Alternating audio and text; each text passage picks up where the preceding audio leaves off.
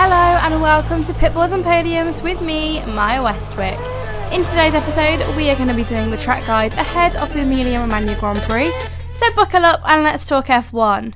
Alright guys, so as I said, today is the track guide ahead of the race in Imola this weekend. Okay, so starting with the timings.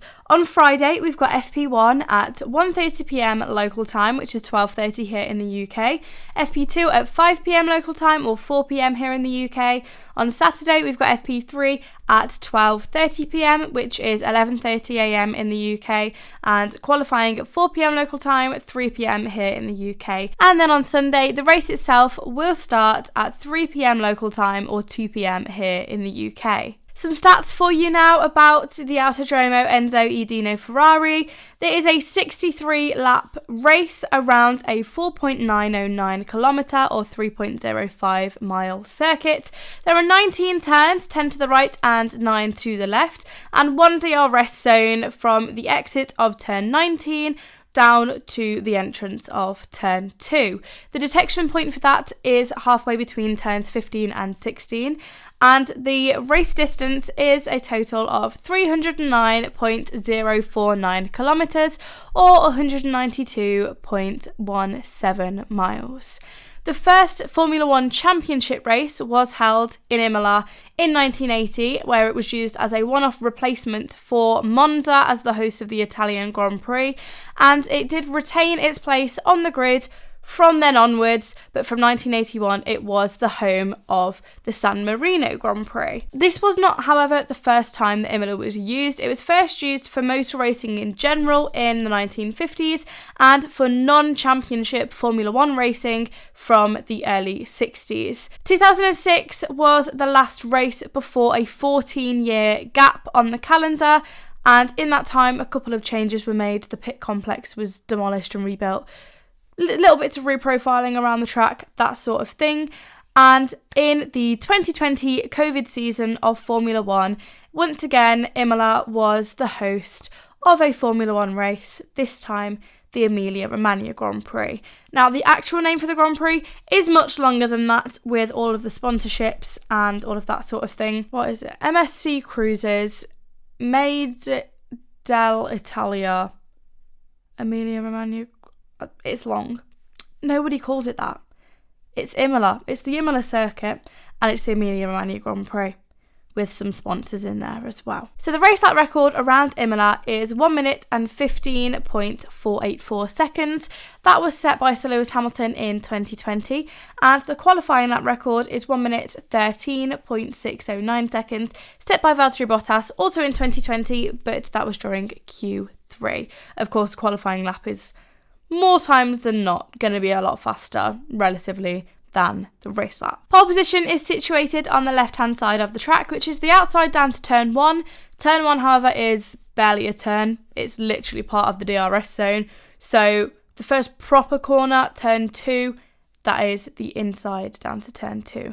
Of course, though, with turn 2 being the first actual braking moment for the drivers, they have got a very, very long run down to that braking zone from the grid, where they've got all sorts of opportunities to try and get past each other. The tyre compounds available to the teams this weekend are the three softest in the Pirelli range, the C3, 4 and 5 tyres. In terms of historic records, like the entire history of racing at Imola, rather than just since 2020 when it rejoined the calendar, Ayrton Senna has the record for the most poles at Imola with 8. He, of course, was an incredible qualifier in Formula One.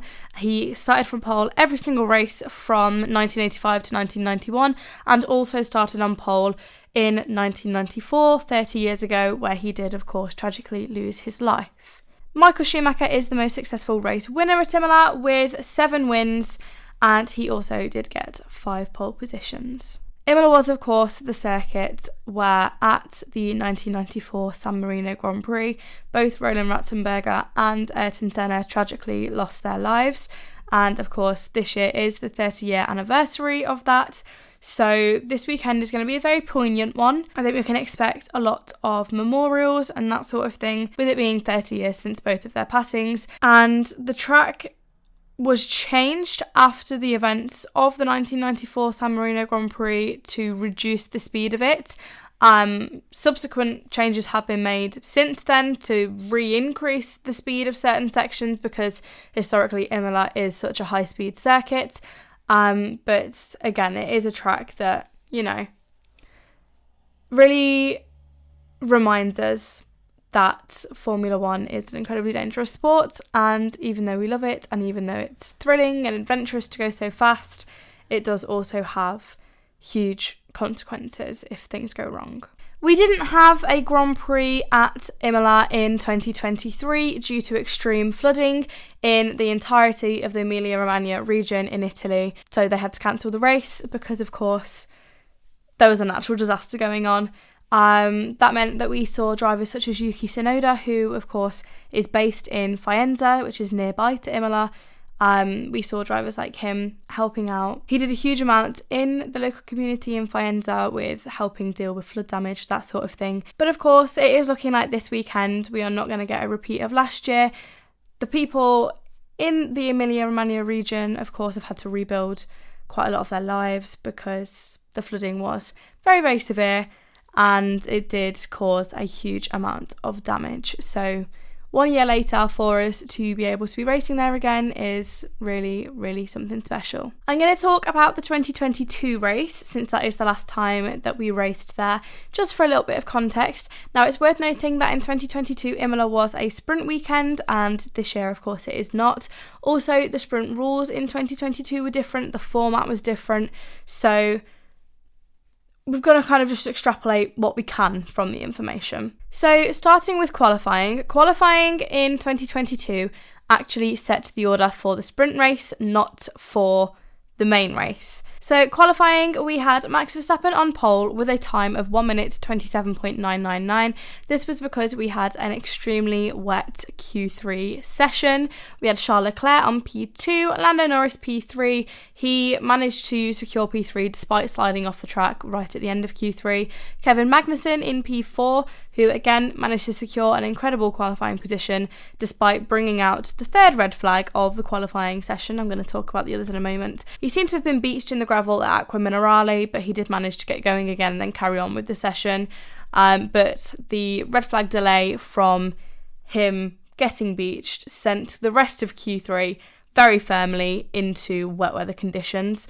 Fernando Alonso was P5, Ricciardo P6, Perez P7, Bottas P8 despite crashing towards the end of Q3 and bringing out the fourth red flag of qualifying, Vettel in P9 and Carlos Sainz in P10 because he didn't compete in Q3 after crashing in Q2 and bringing out a red flag.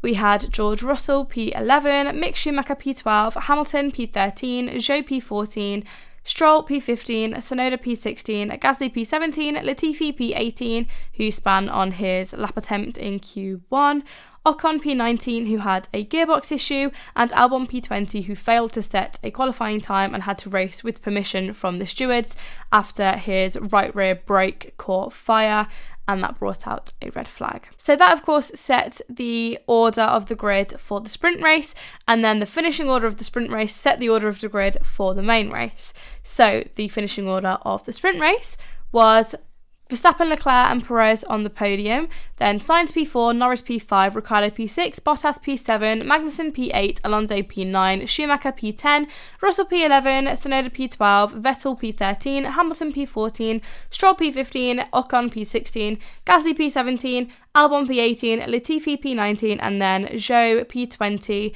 after he had a collision with Gasly at the start of the race, so he DNF'd from the sprint, meaning he would start the main race in P20. And then the race itself, Verstappen won the 2020 Emilia-Romagna Grand Prix with a race time of 1 hour, 32 minutes and 7.986 seconds. He also set the fastest lap of the race with a lap time of 1 minute, 18.446 seconds on lap 55. The other two drivers that made up the podium were Sergio Perez in P2, 16.5 seconds behind Verstappen, and Lando Norris in P3, 34.8 seconds behind Verstappen.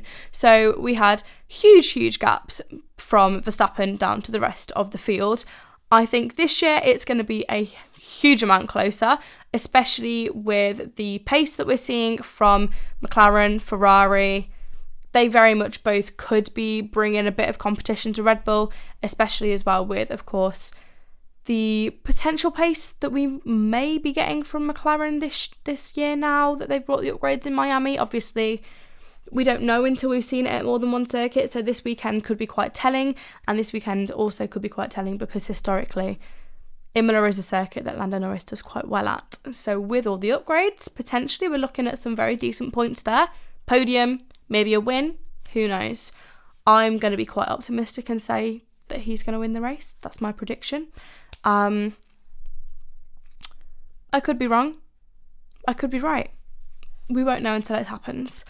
We then had George Russell in P4, Bottas P5, Leclerc P6, Tsunoda P7, Vettel P8, Magnussen P9, Stroll P10, a lap down, Albon P11, Gasly P12, Hamilton P13, Ocon P14 with a 5-second penalty for an unsafe release, Zhou P15, Latifi P16, Schumacher P17, Ricciardo P18, Alonso DNFing, and Sainz also DNFing. So Alonso 19th, Sainz 20th, but of course neither of them were classified as race finishers. So that is all of the context from the 2022 race. And yeah, as I was saying, I think we're reaching an interesting point of the year now that the European leg of the season is starting properly and teams are starting to bring their upgrades. I think potentially we're going to really see a bit of fight brought to Red Bull. And I think we're going to see the field tighten up a little bit. And I'm very excited for that. And I'm very excited to see if it's possible that Red Bull's dominance could potentially be challenged. I don't know. It's very exciting. So I hope you have a wonderful race weekend. And make sure you catch as much of the action as possible, because Imola is always a circuit that provides incredible action. I mean, who knows? Maybe we'll have a repeat of 2021 and George Russell will take Valtteri Bottas out of the race and then go and slap his helmet. Who knows? I'm excited to see what happens. So please, if you enjoyed this episode, let me know. Like, rate, comment, subscribe, share the podcast. Come and join me over on the Pitboards and Podiums TikTok. I am having the best time over there. I really am. I can't say it enough. Really focusing this month on committing to it and just giving as much of myself to it as I can around work, and I'm having the best time. It's really growing and it's making me very happy, and I'd love to share some of that with you. And I will see you very, very soon, in just a few days' time actually, for the race weekend recap from the Emilia Romagna Grand Prix.